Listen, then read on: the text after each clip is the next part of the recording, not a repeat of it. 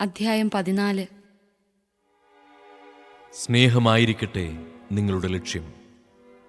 അതേസമയം ആത്മീയ ദാനങ്ങൾക്കായി, പ്രത്യേകിച്ച് പ്രവചനവരത്തിനായി തീഷ്ണതയോടെ ആഗ്രഹിക്കുവിൻ. ഭാഷാവരമുള്ളവൻ മനുഷ്യരോടല്ല, ദൈവത്തോടാണ് സംസാരിക്കുന്നത്. അവൻ പറയുന്നത് ആരും ഗ്രഹിക്കുന്നില്ല. അവൻ ആത്മാവിനാൽ പ്രചോദിതനായി രഹസ്യങ്ങളെക്കുറിച്ച് സംസാരിക്കുന്നു. നേരെ മറിച്ച് പ്രവചിക്കുന്നവൻ മനുഷ്യരോട് സംസാരിക്കുന്നു. അത് അവരുടെ ഉത്കർഷത്തിനും പ്രോത്സാഹനത്തിനും ആശ്വാസത്തിനും ഉപകരിക്കുന്നു. ഭാഷാവരത്തോടെ സംസാരിക്കുന്നവൻ തനിക്ക് തന്നെ അഭിവൃദ്ധി കൈവരുത്തുന്നു.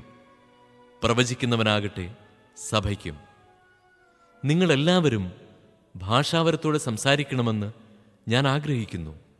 എന്നാൽ നിങ്ങൾ പ്രവചിക്കുന്നെങ്കിൽ അത് കൂടുതൽ ഉത്തമം. ഭാഷാവരമുള്ളവന്റെ വാക്കുകൾ സഭയുടെ ഉത്കർഷത്തിനുതകും വിധം ആരെങ്കിലും വ്യാഖ്യാനിക്കുന്നില്ലെങ്കിൽ പ്രവചിക്കുന്നവനാണ് അവനേക്കാൾ വലിയവൻ.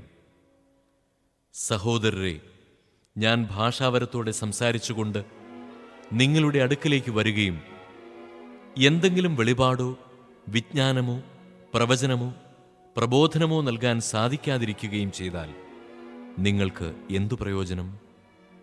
വീണ, കുഴൽ മുതലായ അചേതനങ്ങളായ സംഗീതോപകരണങ്ങൾ പോലും വ്യതിരിക്തമായ ശ്രുതി പുറപ്പെടുവിക്കുന്നില്ലെങ്കിൽ അവയുടെ സ്വരങ്ങൾ തിരിച്ചറിയാൻ സാധിക്കുമോ? കാഹളധ്വനി അസ്പഷ്ടമാണെങ്കിൽ ആരെങ്കിലും യുദ്ധത്തിന് തയ്യാറാകുമോ? അതുപോലെ തന്നെ നിങ്ങളുടെ കാര്യവും.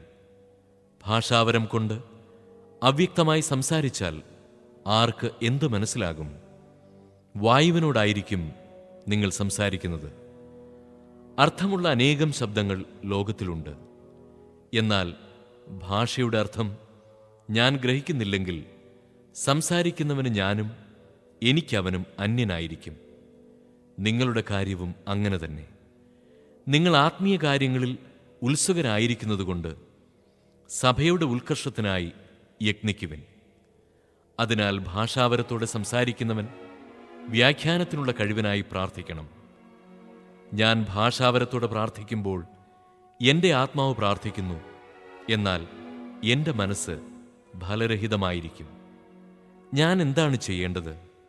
ഞാൻ എൻ്റെ ആത്മാവ് കൊണ്ടും മനസ്സുകൊണ്ടും പ്രാർത്ഥിക്കും, ആത്മാവ് കൊണ്ടും മനസ്സുകൊണ്ടും പാടുകയും ചെയ്യും. നേരെ മറിച്ച് നീ ആത്മാവ് കൊണ്ട് മാത്രം സ്തോത്രം ചെയ്താൽ നിന്റെ വാക്കുകൾ ഗ്രഹിക്കാൻ ത്രാണിയില്ലാത്ത അന്യൻ നിന്റെ കൃതജ്ഞതാ സ്തോത്രത്തിന് എങ്ങനെ ആമേൻ പറയും? നീ ഉചിതമായി കൃതജ്ഞത അർപ്പിക്കുന്നുണ്ടായിരിക്കാം, എന്നാൽ അപരന് അത് പരിപോഷകമാകുന്നില്ല. നിങ്ങളെല്ലാവരെയും കൂടുതലായി ഞാൻ ഭാഷാവരത്തോടെ സംസാരിക്കുന്നുണ്ട് എന്നതിൽ ഞാൻ ദൈവത്തിന് നന്ദി പറയുന്നു.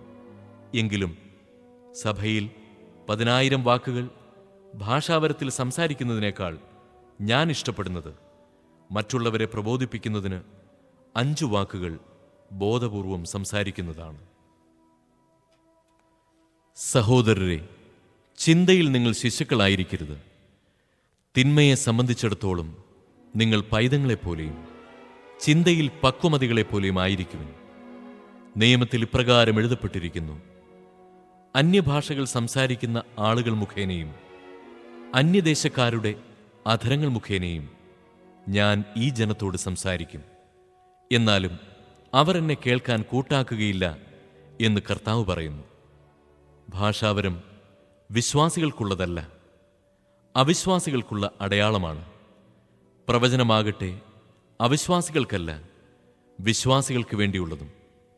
ആകയാൽ സഭ മുഴുവൻ സമ്മേളിച്ചിരിക്കെ ഓരോരുത്തരും ഭാഷാവരത്തോടെ സംസാരിക്കുന്നതായി അജ്ഞരോ അവിശ്വാസികളോ വന്നു കണ്ടാൽ നിങ്ങൾക്ക് ഭ്രാന്താണെന്ന് അവർ പറയുകയില്ലേ? എല്ലാവരും പ്രവചിച്ചുകൊണ്ടിരിക്കുന്ന അവസരത്തിലാണ് ഒരു അവിശ്വാസിയോ അജ്ഞനോ അവിടെ വരുന്നതെങ്കിൽ തന്നെ തന്നെ വിധിക്കാനും പരിശോധിക്കാനും ഹൃദയരഹസ്യങ്ങൾ വെളിപ്പെടുത്താനും നിങ്ങളവന് കാരണമാകും. അങ്ങനെ അവൻ സാഷ്ടാംഗ പ്രണാമം ചെയ്ത് ദൈവത്തെ ആരാധിക്കാനും ദൈവം നിങ്ങളുടെ ഇടയിലുണ്ടെന്ന് പ്രഖ്യാപിക്കാനുമിടയാകും. സഹോദരരെ, ആകയാൽ എന്തു വേണം? നിങ്ങൾ സമ്മേളിക്കുമ്പോൾ ഓരോരുത്തർക്കും ഒരു സങ്കീർത്തനമോ സാരോപദേശമോ വെളിപാടോ ഭാഷയോ വ്യാഖ്യാനമോ ഉണ്ടായിരിക്കട്ടെ. ഇവയെല്ലാം ആത്മീയോത്കർഷത്തിനായി ഉപയോഗപ്പെടുത്തുകയും ചെയ്യട്ടെ. ഭാഷാവരത്തോടെ സംസാരിക്കുന്നെങ്കിൽ 2 or 3 പേർ മാത്രമേ സംസാരിക്കാവൂ. ഓരോരുത്തരും മാറി മാറി സംസാരിക്കുകയും ഒരാൾ വ്യാഖ്യാനിക്കുകയും ചെയ്യണം. വ്യാഖ്യാനിക്കാൻ ആളില്ലെങ്കിൽ അവർ സഭയിൽ മൗനം ദീക്ഷിക്കുകയും ഓരോരുത്തരും തങ്ങളോട് തന്നെയും ദൈവത്തോടും സംസാരിക്കുകയും ചെയ്യട്ടെ. 2 or 3 പേർ പ്രവചിക്കുകയും മറ്റുള്ളവർ അത് വിവേചിക്കുകയും ചെയ്യട്ടെ. കൂടിയിരിക്കുന്നവരിൽ ആർക്കെങ്കിലും വെളിപാടുണ്ടായാൽ സംസാരിച്ചു കൊണ്ടിരിക്കുന്നവൻ നിശബ്ദനാകണം.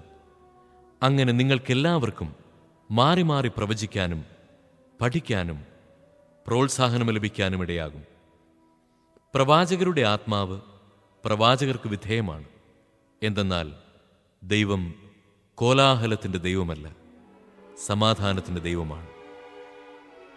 വിശുദ്ധരുടെ എല്ലാ സഭകളിലും പതിവുള്ളതുപോലെ സമ്മേളനങ്ങളിൽ സ്ത്രീകൾ മൗനമായിരിക്കണം. സംസാരിക്കാൻ അവർക്ക് അനുവാദമില്ല. നിയമം അനുശാസിക്കുന്നത് പോലെ അവർ വിധേയത്വമുള്ളവരായിരിക്കട്ടെ. അവർ എന്തെങ്കിലും പഠിക്കാൻ ആഗ്രഹിക്കുന്നുവെങ്കിൽ വീട്ടിൽ വച്ച് ഭർത്താക്കന്മാരോട് ചോദിച്ചുകൊള്ളട്ടെ. സഭയിൽ സംസാരിക്കുന്നത് സ്ത്രീക്ക് ഉചിതമല്ല. എന്ത്, നിങ്ങളിൽ നിന്നാണോ ദൈവവചനത്തിൻ്റെ ഉദ്ഭവം? അതോ ദൈവവചനം സ്വീകരിക്കാൻ സാധിച്ചത് നിങ്ങൾക്ക് മാത്രമാണോ?